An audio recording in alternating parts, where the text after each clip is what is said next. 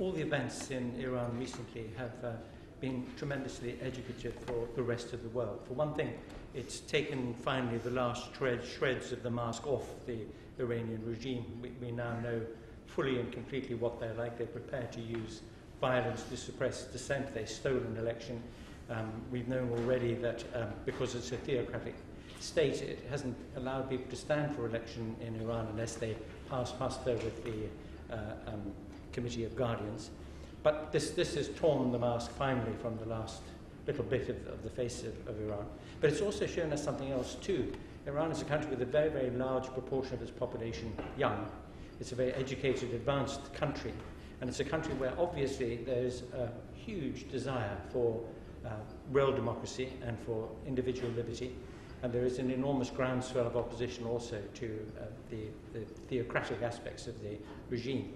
And these are very positive things. It makes one think again about the simplistic corralling of Iran with other countries in the world as part of an axis of evil. A good thing that has come out of this is that there is a much greater awareness of the real value of Iran and of the Iranian people. I think that's a very good thing. It is the first Twitter revolution.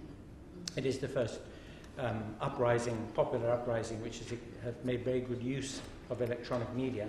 But we notice, to our dismay, that other countries have learned very fast from this. So the Chinese authorities, for example, immediately closed down all mobile telephony and internet access in Xinjiang when the trouble started there just very recently. And I mention China in order to make my second point, which is this. I spent a very long time living in and traveling in and writing about China, wrote a couple of books about China, had a long association with it.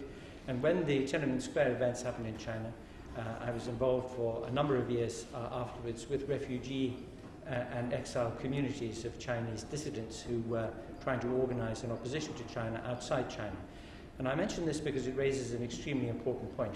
And the important point is this, that exile oppositions tend, on the whole, to be galvanized by events inside a country and to have a good deal of focus and muscle in the early period, in the early sequel of events. And then they tend to start running out of steam and running out of sympathy for themselves and for one another, and they split and they become vociferous and they argue and differences occur among them and they make themselves impotent because of it. And this is something that I tremendously hope won't happen in this case. I think the choice of the name Iran Solidarity is very important. That everybody interested in Iran, from across the political spectrum, from wherever they come, interested in the future of this really very remarkable country with its great history and its great potential and its huge importance in the region and in the world at large.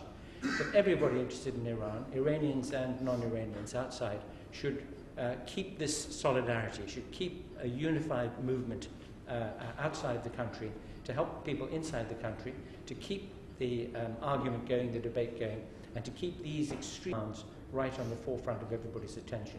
So I really urge everybody right at the outset to be 100% keen to keep solidarity in the Solidarity campaign. As a response, I'd just like to say a few words about the way in which I see it from a historical perspective.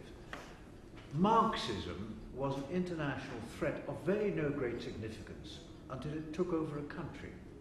It was a most unlikely country because it's always been predicted to be an industrial society become Marxist. It was a peasant society that became Marxist. Nevertheless, it became Marxism was transformed as an international threat because it took over a country.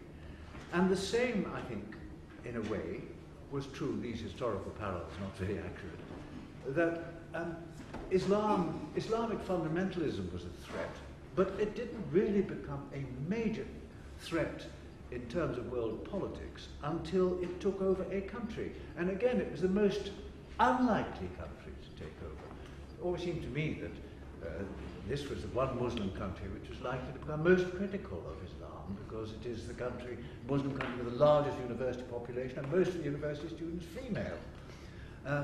But it was a dramatic event when it did happen.